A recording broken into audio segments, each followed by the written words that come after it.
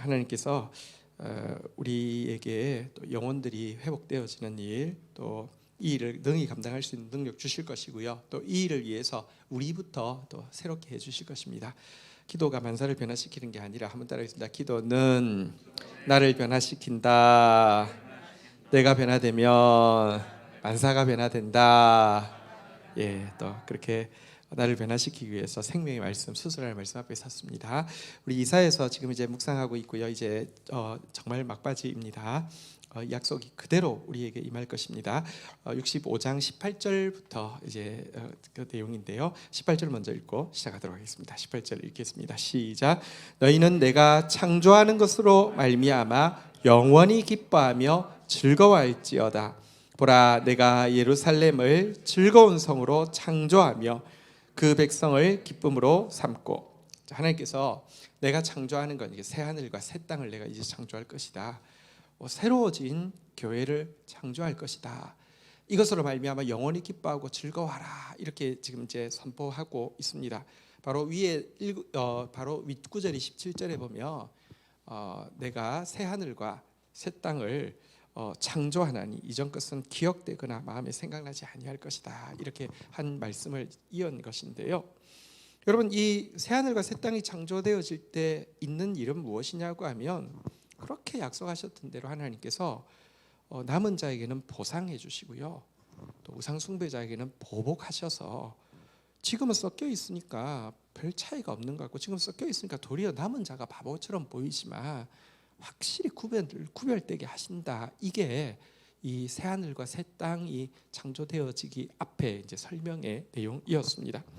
그날에 주의 보상을 받을 자가 어떤 자이냐? 성경은 남은 자에 대해서 이렇게 전형적으로 이야기합니다. 한번 따라하겠습니다. 가난한 자, 눈먼 자, 저는 자. 눈먼 자. 그러니까 내가 모른다고, 내가 안 보인다고 고백하는 사람이 남은 자입니다. 내가 다 본다고 생각하는 사람들 남은 자 아닙니다. 저는 자. 내가 바른 길을 걸어갈 수 없습니다. 나 계속 갈짓자로 갑니다. 이걸 고백하는 사람은 남은 자인데요. 내가 가는 길이 이게 정도야 이렇게 하는 사람 남은 자 아닙니다. 보십시오. 근데 내가 눈 멀었어요. 소경입니다. 내가 절니다. 저런 것만 해도 힘든데 눈까지 멀었으니 그러니까 마음이 가난해지는 것이죠. 하나님 없이는 정말 안 됩니다. 한 걸음도 못 걷습니다.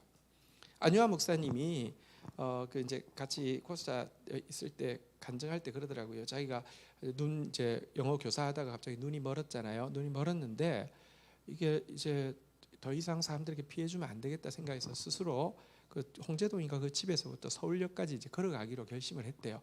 근데 처음으로 눈먼 상태에서요. 아무것도 안 보이는데 그것도 워낙 눈먼 것도 이제 중도에 실명을 한 거잖아요. 서울역까지 걸어가는데 시간이 좀 지나서 정확히는 모르겠지만 보름 걸렸다는 거지 해서 가는데 정말 그 한 걸음 한 걸음이 얼마나 무섭겠습니까? 아무것도 안 보이는 상황에서요. 얼마나 가난해지겠습니까? 그런데 그의 이제 그 영화 주제곡이 그는 나를 만졌네 내 영혼을 나는 그를 느꼈네 그 숨결을 그는 나를 떠나지 아니하며 나는 그는 나를 버리지 아니하며 나는 그를 떠나지 아니하리. 정말 주님 나를 버리면요 나는 죽지 않습니까? 그러니까 완전히 붙잡고 나가는 이런 상태를요 남은 자라고 합니다. 다시 한번 따라하겠습니다. 나는 눈먼 자입니다. 사울 보십시오. 눈 멀었다고 고백하니까 네가 진짜 기도한다라고 했잖아요. 나는 저는 자입니다. 나는 가난한 자입니다. 그래서 이걸 합쳐서요 딸리 뭐라고 이야기하냐면 한번 따라하겠습니다. 시온에서 근심하는 자. 하나님 앞에서 애통하는 사람, 시온에서 근심하는 사람을 남은 자라고 하는데요. 남은 자에게는 내가 보상해 준다 그날에는 이렇게 이야기하고 있고요. 반대로 우상 숭배자는 어떤 사람인지 앞구절로 좀 가면요. 이사야 65장 12절에 보면 이렇게 이야기합니다. 내가 너희를 칼에 붙일 것인즉 우상 숭배자들에 대해서 이야기합니다. 다 구풀이고 죽임을 당하리니 이제 너희에 대해서는 철저하게 심판하겠다라고 하는데 어떤 사람이냐? 이는 한번 따르겠습니다. 내가 불러도 너희가 대답하지 아니하며 내가 말하여도 듣지 아니하고. 하나님이 부르지 않은 건 아닙니다. 하나님이 말하지 않은 거 아닙니다. 불러도 말해도 듣지 않고 대답하지 않던 사람이 우상 숭배자라고 이야기하고요. 자, 그 더 나아가서 한번 따라했습니다. 나의 눈에 악을 행하였으며.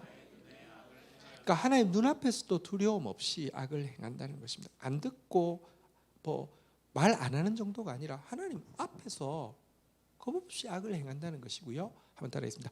내가 즐겨하지 아니하는 일을 택하였습니다. 선택하는 것마다 하나님 싫어하시는 일을 스스럼없이 선택하는 사람을 우상 숭배자라고 이야기합니다.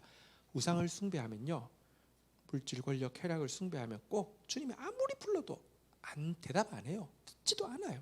그리고 하나님 앞에서도요, 무서운 줄 몰라요. 그리고 선택하는 것마다 하나님 싫어하는 거 선택해요. 이런 사람에게 하나님께서 칼에 붙이고 구부리고 죽임 당하게 한다, 심판하게 한다. 그래서요, 둘 사이에 얼마나 차이를 내느냐 13절 14절에 보니까 이렇게 차이 내시겠다고 이야기합니다. 교독을 하겠습니다. 그러므로 주 여호와께서 이와 같이 말씀하시니라. 보라, 나의 종은 먹을 것이로되 너희는 줄일 것이니라. 보라, 나의 종은 마실 것이로되 너희는 갈할 것이로다.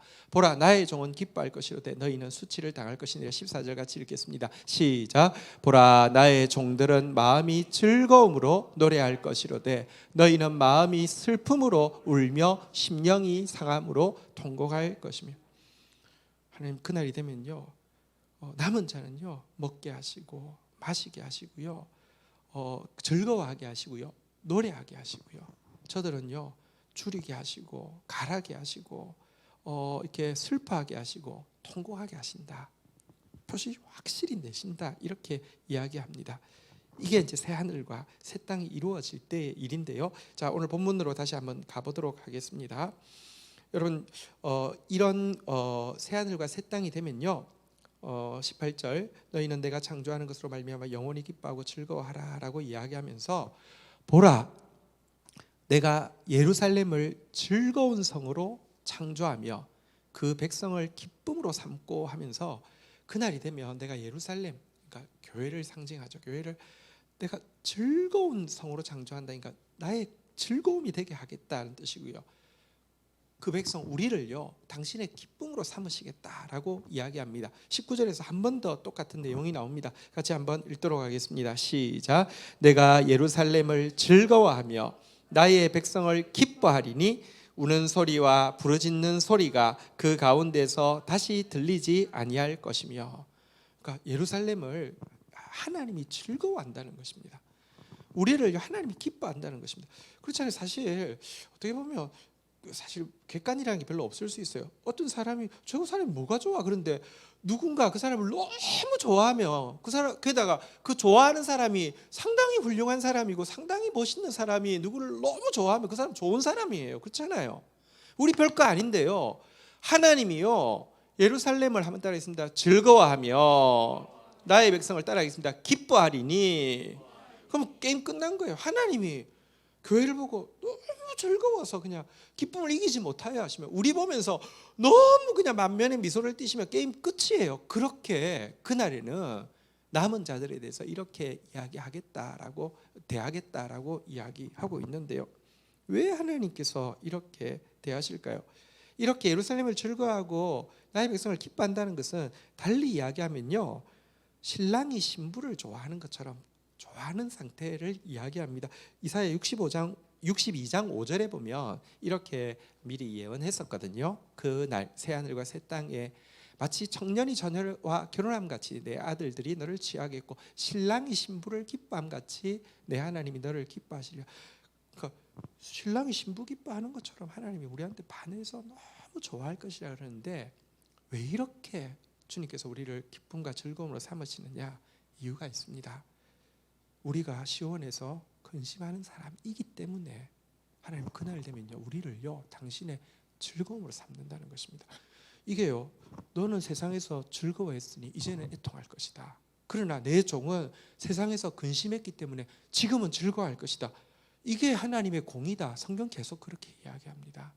지금 세상 사는 방법이요, 여러분 바보처럼 보이지만 하나님 나는 눈먼 자입니다. 안 보입니다. 하나님 나는 저는 자입니다. 자꾸 갈짓자로 헷갈리고 잘못 걸어갑니다. 그래서 주님 없이는 안 됩니다. 가난한 자입니다.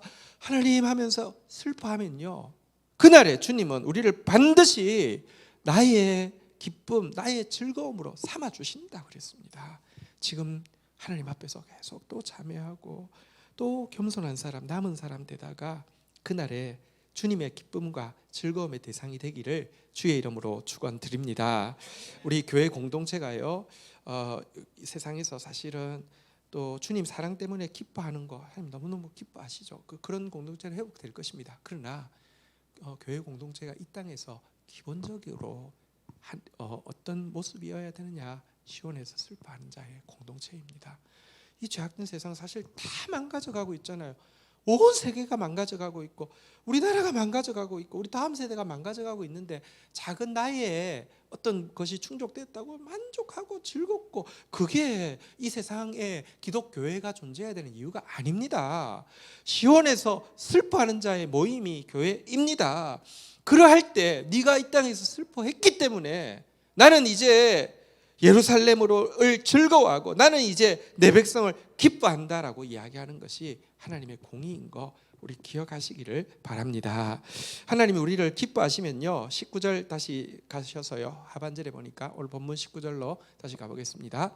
우는 소리, 부르짖는 소리가 그 가운데 다시는 들리지 아니할 것이며 20절 읽겠습니다. 20절 읽겠습니다. 시작. 거기는 날 수가 많지 못하여 죽는 어린이와 수완이 차지 못한 노인이 다시 없을 것이라. 곧 백세에 죽는 자를 젊은이라 하겠고 백세가 못되어 죽는 자는 저주를 받은 자이리라. 하나님 우리를 기뻐하시며 나타나는 증세가 우리 안에서 우는 소리, 부르짖는 소리가 이제는 들리지 않는다는 것입니다. 언제 제일 많이 울고 언제 제일 많이 막 통곡하고 부르짖습니까? 보통은 죽음과 관련되었죠. 죽으면 사람 죽음 앞에서 안 우는 건 정말 이상하잖아요. 그래서 20절에 보니까 그러니까 어린 아이가 아직까지 자라지도 못했는데 죽는다 할지, 혹은 노인이 아직까지도 정정할 수 있는데 돌아가신다 할지 이럴 때 많이 울 거잖아요. 그리고 이런 죽음이 보통 이 세상에 어떻게 들어옵니까? 죽음이 들어오는 제일 큰 경로는 두 가지인데요. 하나는 질병입니다. 질병이 돌 때 많이들 죽죠. 지금도 코로나 때문에 지금 뭐 하루에 막 100명씩 돌아가시고 지금 나라가 참 기도가 많이 필요한 것 같아요. 그런데 질병 때문에 막 돌아가실 수도 있고, 또 한 가지 인류사를 보면 많은 사람이 죽는 것은 전쟁입니다. 전쟁 무지막지하게 죽습니다. 지금도 뭐 지금 이제 6개월 우크라이나 전쟁 됐는데 양측에서 그냥 집계된 사망자만 각각 한 대충 한 15만 명씩 해도 30만 명이면 정말 작지 않은 숫자입니다. 근데 다시 말하면 예루살렘이 성도가 하나님의 즐거움이 된 때는요, 질병이랄지 다시 말하면 전쟁이랄지 이런 죽음을 야기하고 그래서 울게 하고 통곡하게 하는 이런 일들이 아예 사라지게 하겠다, 이런 약속인 것입니다. 기쁨, 천국은 이 완전한 기쁨이 통치하는 나라고요. 다시 이야기합니다. 이 기쁨이 천국에 임하게 된 것은 우리가 하나님의 심판, 하나님의 보복이 있기 전에, 하나님의 구원, 하나님의 보상이 있기 전에 주님 앞에서 시온에서 근심하는 자로 서 있을 때 이와 같은 완전한 기쁨을 누리게 될 것이다, 이렇게 약속하고 있습니다. 천국의 모습, 새하늘과 새 땅의 모습, 첫 번째는 기쁨의 모습이었고요. 자, 이제 두 번째 모습을 21절부터 이야기하고 있습니다. 21절부터 한번 보도록 하겠습니다. 그들이 가옥을 건축하고 그 안에 살겠고 포도나무를 심고 열매를 먹을 것이며, 22절 같이 한번 읽도록 하겠습니다. 읽겠습니다. 시작. 그들이 건축한 데에 타인이 살지 아니할 것이며 그들이 심은 것을 타인이 먹지 아니하리니 이는 내 백성의 수완이 나무의 수완과 같겠고 내가 택한 자가 그 손에 일한 것을 길이 누릴 것이며. 자, 아까 위에 이제 기쁨에서 보면 백세가 되지 못해서 죽은 자를 젊은이라 하고 백세가 못 되어 죽은 자 저주를 받은 자다, 뭐 이런 표현이 나오는데, 이거는 여러분 전란이 많을 때 평균 수명이 얼마였을까요? 사실 우리나라도 지금은 뭐 이제 70이 넘지만 평균 수명이 이전에 뭐 조선시대 아니면 우리 그런 때만 해도 상당히 짧았거든요. 40이 채 안 됐거든요. 근데 이제 100세가 되지 않아서 죽는 거, 100세에 죽는 건 젊은이다 이런 표현이란 전란의 시대에 비하면 거의 뭐 이제 그러니까 그 뭐 영생에 가까운 그런 표현을 이야기합니다. 어쨌든 죽음이 사라지는 이제 뭐 그런 그러니까 슬픔을 이야기하는 모든 종류의 이렇게 것들이 사라진다 그런 내용이었고요. 21절에 나온 내용은 무엇이냐고 하면 내가 가옥을 짓고 포도나무 심고 그 안에 살고 먹는다. 22절에 보니까 내가 지은 가옥에 누가 다른 사람이 살지 않고 내가 심은 포도나무를 다른 사람이 누리지 않을 것이다 이렇게 돼 있는데요. 이 표현은 성경에서 전형적으로 평화를 상징할 때 나타나는 표현입니다. 전란 시대에는요, 내가 지어도 남이 사는 경우 너무 많습니다. 내가 나무 같은 경우는 열매를 맺으려고 하면 시간이 많이 걸리잖아요. 전란이 있는 시대는요, 겨우 심어놔서 열매 맺을 때쯤 되면 전쟁 나면 다 내 거 아니잖아요. 이런 일이 계속 반복되었는데 다시는 그런 일이 반복되지 않겠다. 너가 건축한 거, 너가 수고한 거는 절대 타인 살지 않는다. 너가 심은 거는 절대 타인이 먹지 않는다. 이렇게 네가 손으로 일한 거 길이 누린다. 이게 평화에 대한 상징인데요. 하나님께서 개입하시는 날이 되면, 그러니까 완전한 하나님 나라 혹은 우리의 삶 가운데서 때때로 하나님께서 개입하셔서 갚아주실 때가 있습니다. 이때는 이런 평화를 누리게 된다라는 내용입니다. 그리고요, 이 평화가 23절에 보니까 내 당대에 끝나지 않고 다음 세대까지 물려지게 된다라는 것입니다. 내가요 하나님 뜻대로 잘 싸우면요 나한테만 영향 끼치는 게 아니라 다음 세대에게 물러갑니다. 이게 여러분 자녀에게 뭔가 눈에 보이는 유산 물려주는 것보다 훨씬 축복된 것입니다. 눈에 보이는 유산 물려주기 위해서 학벌을 물려주기 위해서 그렇게 애쓰고 부동산 물려주기 위해서 애쓰고 하지만요 그거 축복이 된다는 보장 없고 계속된다는 보장 없습니다. 하지만 내가 하나님 뜻대로 싸워온 것은요 다음 세대에게 꼭 물려지고요 그거는 빼앗아갈 자가 없습니다. 사실 이거는 뭐 상상을 못하는 이게 이런 것은 진짜 이게 그 진짜 축복이죠. 한번 생각해 보십시오. 장기래 박사님 그 김일성 대학 이제 그 부원장까지 하던 이분이 국군포로 이렇게 치료해 주다가 이제 다시 이렇게 다시 내려오니까 남아할 수밖에 없어 남아하면서 아내하고 아이들을 다 두고 왔잖아요. 근데 여러분 공산 정권 들어서고 기독교인들 다 뭐 죽이고 숙청하고 하는데 분명히 신앙을 가지고 있는 아내와 아이들이 어떻게 될까? 이거는 여러분 하나님도 못 지켜주는 거 아닙니까? 그것도 1, 2년도 아니고 평생 못 만났잖아요. 수십 년을 하나님이 그 북한 치하에 있는 그의 아내와 그의 자녀들을 지켜줄 수 있을까요? 불가능할 것처럼 보이지 않습니까? 하지만 장기래 박사님 믿었습니다.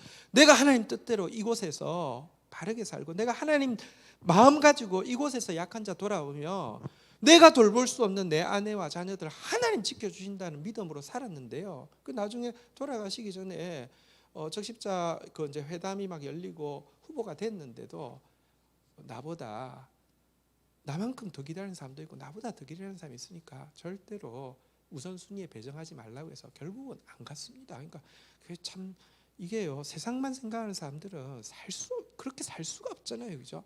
그런데 소식을 들었죠. 이제 그 갔다 온 사람들 통해 소식을 들었는데 자녀가 넷인가 있는데 넷 다 무슨 의사, 교수, 뭐 이렇게 뭐 박사, 뭐 이렇게 다 됐는데 아내와 자녀들이 다 신앙 지키고 있다고.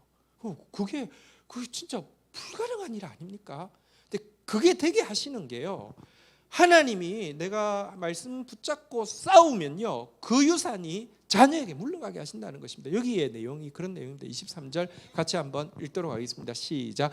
그들의 수고가 헛되지 않겠고 그들이 생산한 것이 재난을 당하지 아니하리니 그들은 여호와의 복된 자의 자손이요 그들의 후손도 그들과 같을 것이다.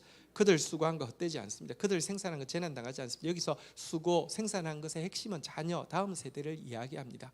그래서 우리도 복된 자일 뿐 아니라 우리의 후손도 그들과 같이 복된 자, 그러니까 복된 자가 되게 하시겠다. 그러니까 우리의 후손에게도 평화를 하나님께서 보장해 주셔서 절대로 우리가 심은 거 다른 사람들이 빼앗아가지 않도록 도와주겠다, 이렇게 이야기하고 있는데요.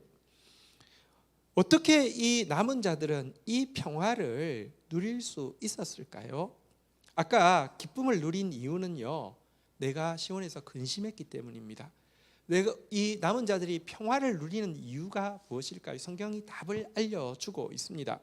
신명기 28장 30절부터 보면요, 이 평화의 반대말, 그러니까 내가 수고한 거 전부 남이 가져갈 것이다 라고 이야기하고 있는 내용인데요, 한번 이 내용을 볼까요? 네가 여자와 약혼하였으나 다른 사람이 그 여자와 동침할 것이요, 집을 건축하였으나 거기 거주하지 못할 것이요, 포도원 심었으나 네가 그 열매를 따지 못할 것이며, 31절 기가 막힙니다. 계속 나옵니다.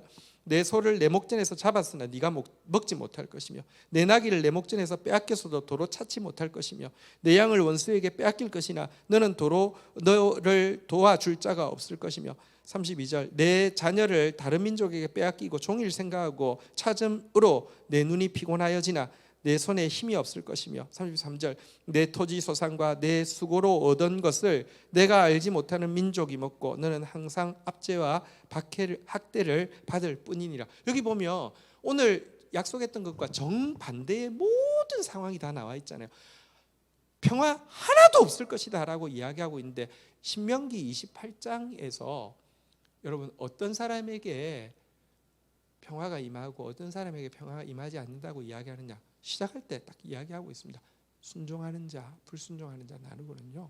순종하는 자는 수고한 거 그대로 네가 먹고 네 다음 세대가 먹을 것이지만, 불순종한 자에는 네가 수고한 거 전부 다 빼앗기고 아무것도 못 찾을 것이다 라고 이야기하고 있습니다.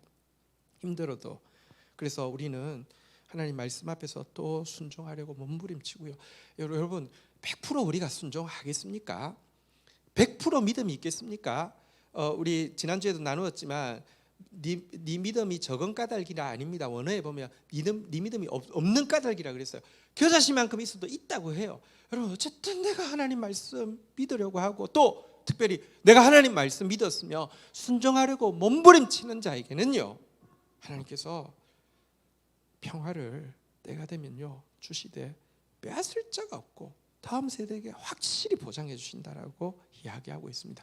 그 평화 누리는 공동체 될 것이고, 그 평화 우리 다음 세대에게 물려주는 공동체 될 것을 믿습니다. 이 일을 위해서 함께 싸우는 저와 여러분들 되기를 축복합니다. 자, 이제 세 번째 이 하나님께서 보상하시고 보복하시는 그날에 우리 교회 공동체, 우리 한 사람 한 사람에게 일어날 변화를 이야기하고 있습니다. 24절, 25절 오늘 내용 마지막입니다. 교독하겠습니다. 그들이 부르기 전에 내가 응답하겠고 그들이 말을 마치기 전에 내가 들을 것이며, 25절 마지막 절입니다. 같이 읽겠습니다. 시작.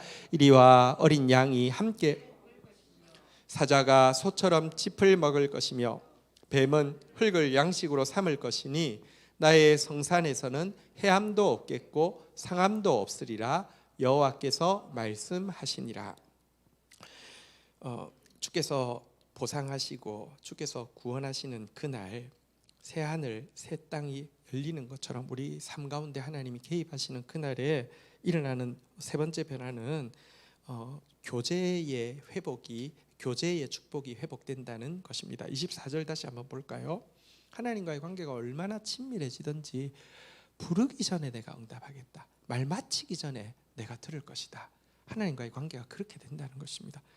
여러분 우리는 신앙생활 하면서 이런 마음이 솔직히 있지 않습니까? 하나님의 행동이 너무 굼뜨는 것 같아, 하나님은 센스가 형광등인 것 같아, 이런 생각이 참 많이 듭니다.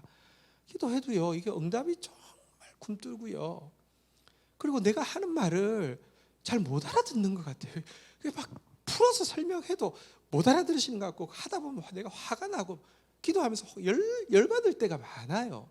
근데 실제 하나님 그런 분 아닙니다. 굼뜨는 분 아닙니다. 한번 따라하겠습니다. 부르기 전에 응답하겠고 형광등 아닙니다. 마치기 전에 들을 것이며, 다 알아듣는다는 말이에요. 근데 이 세상에서는 왜 그게 잘 안 통하느냐? 아직 내 안에 다룬받아야 될 죄의 문제가 많고요. 아직 주님이 응답하셔서, 하나님은요 주셔서 복이 되는 게 응답이라고 하지, 주시는 것 자체를 나는 진짜 좋은 거 줬다, 그다음부터 너 책임이야, 이렇게 일하지 않습니다. 가끔 옛날에는 이런 말을 많이 했거든요. 우리 수련회 지금 가 있는데 하나님 감당할 수 없는 은혜를 부어주시옵소서. 근데 큰일 나요. 감당할 수 없는 은혜 주시면 안 돼요. 여러분, 감당할 수 없는 비가 오면 안 되잖아요. 근데 감당할 수 없는 폭포수를 부어주면 큰일 나요. 감당할 수 있는 은혜 주고 싶어서 기다리시느라고 굼뜨는 것처럼 오해받고요, 형광등인 것처럼 못 알아듣는 것처럼 오해받을 뿐이지 그런 분 아니세요. 우리의 죄의 문제가 해결되어지고요, 우리의 그릇이 받을 수 있는 그릇이 딱 되고 나면요, 그날은 하나님과 우리가 죽이 얼마나 잘 맞든지 부르기도 전에 응답을 하시고요, 말 마치기도 전에 다 알아들으니까 그냥 바로, 연애할 때도 그렇잖아요. 이렇게 케미가 막 맞아갈 때는요, 말도 안 했는데 막 알아듣고 막 바로 준비해오고 하면 완전 그냥 뿅 가잖아요, 그죠? 완전 교제가 얼마나 행복하겠습니까? 그러니까 그런 교제가 회복이 된다, 이런 내용입니다. 이렇게 교제가 회복되는데요, 하나님과 우리 사이의 교제가 회복되어지면요, 여기에 머물지 않고 이게 모든 자연계가 다 회복된다는 것이거든요. 25절 한번 볼까요? 사실 우리 죄 때문에 자연계도 다 일그러져 있죠. 25절에 보니까 이리와 어린 양이 함께 먹을 것이며, 함께 안 먹잖아요. 지금은 어때요? 이리가 어린 양을 먹지 함께는 안 먹잖아요, 그죠? 사자가 옆에 소가 있습니다. 그러면 사자는 소를 먹지 짚을 안 먹잖아요. 근데 그날이 되면 사자가 소처럼 짚을 먹을 것이고, 그러니까 여러분, 이게 그래요. 대부분은 무언가를 잡아먹잖아요, 그죠? 근데 무언가를 안 잡아먹고 먹을 수 있는 것은 이 이제 뭐 식물 같은 것은 잡아먹는 건 아니잖아요, 그죠? 계속 나니까. 혹은 어떤 분은 그런 글을 썼더라고요. 왜 젖과 꿀이 흐른다고 했을까? 젖과 꿀은 뭔가를 잡아먹는 건 아니잖아요, 그죠? 이렇게 뭐 이 꿀도 막 볼을 잡아야 이게 아니잖아요. 모아놓잖아요. 젖도 그냥 그렇잖아요, 그죠? 그러니까 어쨌든 그날이 되면 이 지상에 인간의 죄로 말미암아 자연계도 타락하게 되어 가지고요, 자연계에 생긴 이 이제 죄로 인한 저주가 약육강식에 이렇게 살육이 펼쳐지고 있는 것, 이게 자연스러운 것이 아닙니다. 뭐 다윈이나 뭐 이런 사람들은 이 법칙 안에서 이 세상을 그러면 어떻게 살아야 되느냐, 이 세상이 어떻게 만들어졌느냐, 이렇게 이야기하는데, 타락한 고장난 것 안에서 법칙을 찾으려고 하니까 잘못된 법칙을 찾죠. 이게 원래 모습 아닙니다. 나중에는요, 이리 양 만나면 엄청 좋아하고요, 소하고 사자가 만나면 우리는 체급이 비슷해 이러면서 이렇게 잘 놀고요, 심지어 뱀도요, 진짜로 그때는 뭐 이렇게 문달지 이런 일이 없는, 그래서 어린이가 손 놓고 장난쳐도 물지 않는 흙으로 양식을 삼는, 다시 말하면 자연계에마저도 교제가 있다는 것입니다. 한번 따라하겠습니다. 해함도 없겠고 상함도 없으리라. 여러분, 언제 주로 해함 받고 상함 받을까요? 세상에서는요, 교제 때문에 해함 받고 상함 받습니다. 사람 마음 상하는 거 대부분 교제에서 일어납니다. 이게 관계 친하다고 생각하는 사람, 믿은 사람들에게 주로 해함을 받고 상함을 받잖아요, 그죠? 그런데 그날이는요, 하나님과의 관계뿐 아니라 자연 만물의 관계에서도요, 어떤 해함도 없고 어떤 상함도 없는 완전한 교제가 회복되어진다, 이렇게 이야기하고 있습니다. 새 날이 되면 이런 일이 있을 것이다라는 것입니다. 제가 이거 보면서 좀 이런 생각을 해봤어요. 하나님, 주님 올해 이제 내게로 돌아오리라 이런 약속의 말씀이 있고, 또 내게로 돌아오리라, 그러니까 이제 새 일이 시작된다는 것은 하나님의 보상과 보복이 있다는 것인데, 하나님의 보상이 있고 보복이 있을 때 교제가 회복되어진다고 했는데, 나는 어떤 모습으로 교제가 회복되어질 것인가, 이런 생각을 좀 이제 해보게 되었어요. 하나님과의 관계도 회복되어지고 우리 성도들과의 관계도 그렇게 회복되어져서, 그러니까 말 안 해도 이렇게 알아듣고 부르기 전에도 와 있고, 뭐 이런 교제들이 회복될 것인가, 이런 생각하니까 좀 뭐랄까요, 되게 소망도 생기고, 또 해함도 없고 상함도 없는 교제, 그러니까 진짜 교제의 행복을 누리는 그런 교제, 그런 것에 대해서 소망이 생기고 또 기도하게 됩니다. 내게로 돌아오리라 그랬으니까 내 모습만 보면 잘 모르겠는데 주님이 또 하시면 그런 일이 이루어지는 거 알고 있습니다. 그렇게 변화될 것을 믿습니다. 그런데요, 이런 교제는 어떻게 회복되어지는가? 어떻게 이런 교제가 회복되어지는가? 우리가 오늘 이제 그 세 가지 내용이 있었어요. 첫 번째는요, 하나님이 보상하시고 새 일을 시작하신 날이 되면 기쁨이 이렇게 넘치게 된다. 그리고 이 기쁨은 그 전에 우리가 시온에서 슬퍼했기 때문이다라고 하나님 말씀하신 거고요. 두 번째는 그날이 되어지면 평화가 회복되어진다. 그리고 이 평화는 순종한 것에 대한 우리 순종이 온전해서가 아니라 우리 순종을 빌미로 하나님께서 평화의 선물을 주신다. 장기려 박사님이 말씀에 이 땅에서 눈에 보이지 않는 가족이 보이지 않는 이 땅에서 순종한 것 때문에 하나님께서 그쪽에서 지켜주시는 것처럼 그렇게 하신다는 것이었는데, 세 번째, 이런 교제는 이렇게 친밀한 교제, 해함도 상함도 없는 교제는 어떻게 이루어지는 것인가, 이유가 무엇인가 성경이 설명하고 있는 거 한번 마지막으로 보도록 하겠는데요. 이사야서 11장 8절 9절 한번 보도록 하겠습니다. 똑같은 내용이죠. 젖먹는 아이가 독사의 구멍에서 장난을 치며 젖된 아이가 독사 굴에 손을 넣을 것이라. 왜냐하면 안 물 거니까, 해함도 없고 상함도 없을 것이니까. 근데 왜 이런 교제에서 해함도 없고 상함도 없는 교제, 진짜 행복한 교제가 가능한가? 9절 한번 보도록 하겠습니다. 마지막 절입니다. 같이 읽겠습니다. 시작. 내 거룩한 산 모든 곳에서 해됨도 없고 상함도 없을 것이니 이는 물이 바다를 덮음 같이 여호와를 아는 지식이 세상에 충만할 것임이니라. 해함도 없고 상함도 없는 교제, 진짜 부르기 전에 응답하고 말하기 전에 이렇게 그 이루어지는 이런 정도의 그 완전히 그 뭐랄까요, 텔레파시가 통하는, 손흥민, 케인이 요즘 별로 안 좋은가 봐요. 근데 그거 이상의 이게 가능한 이유가 무엇이냐? 성경은 이렇게 이야기합니다. 그 이유는 물이 바다를 덮음 같이 여호와를 아는 지식이 세상에 충만할 것임이니라. 하나님을 바르게 알면 알수록 교제의 행복이 회복되어지고 교제에서 해함과 상함이 사라지게 될 것이다. 이렇게 이야기하고 있습니다.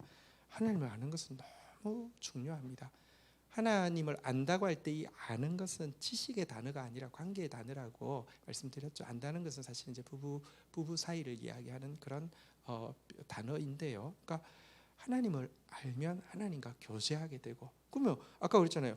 부부 사이에 막 텔레파시 통하듯이 하나님께서 부르기 전에 내가 응답하겠다, 말 마치기 전에 내가 들을 것이다. 그리고 이런 교제를 누린 사람이 교제 속에 들어갈 때 세상에도 이런 교제의 축복을 준다, 이렇게 이야기하고 있습니다.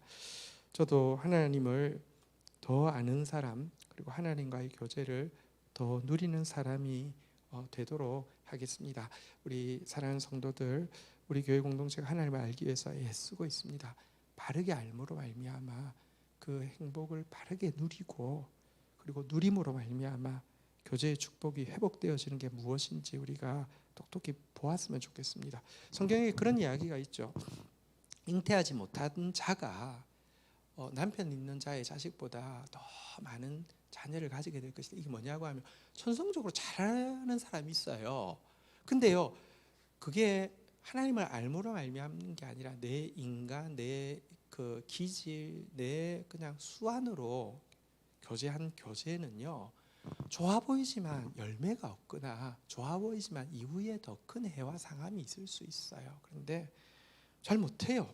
우리가 잘 못해요. 아니, 내가 잘 못해요.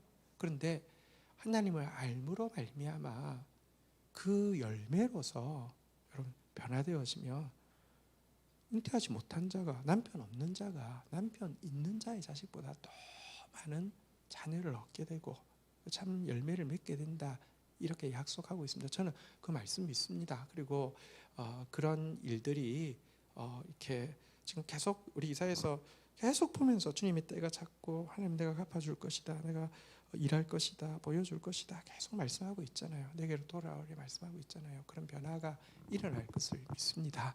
오늘 주신 말씀에서는 세 가지 약속이 있었습니다. 우리 다시 한번 그 17절 이사야서 65장 17절, 이제 과거는 지나갔습니다. 이사야서 65장 17절 같이 한번 읽도록 하겠습니다. 시작. 보라, 내가 새 하늘과 새 땅을 창조하나니 이전 것은 기억되거나 마음에 생각나지 아니할 것이라. 아멘. 하나님 일하실 것입니다. 아멘. 기쁨의 회복이 있을 것이고요, 평화의 회복이 있을 것이고요, 그리고 교제의 회복이 있을 것입니다. 이 회복의 날들을 기대하고요. 그래서 더더욱 지금 마지막 때에 시온에서 슬퍼하고 말씀에 순종하고 하나님을 알고 하나님을 누리는 사람으로서, 그런 그 공동체로서 함께 설 수 있기를 주의 이름으로 축복합니다. 자리에서 우리 한번 일어서셔서 같이 찬양하는 시간 가지겠습니다.